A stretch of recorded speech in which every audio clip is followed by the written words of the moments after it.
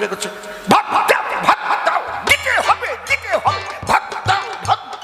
মা ভাবতেছে কোন বাপ কেবল স্লোগান দিয়ে আসছে।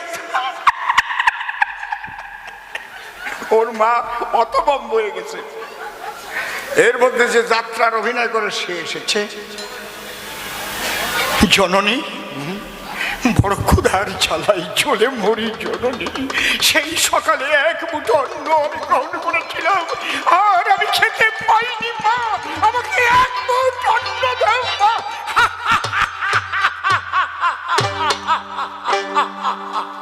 ওর মা ভাত দেবে কি, ফিট হইয়া পড়বে নাকি?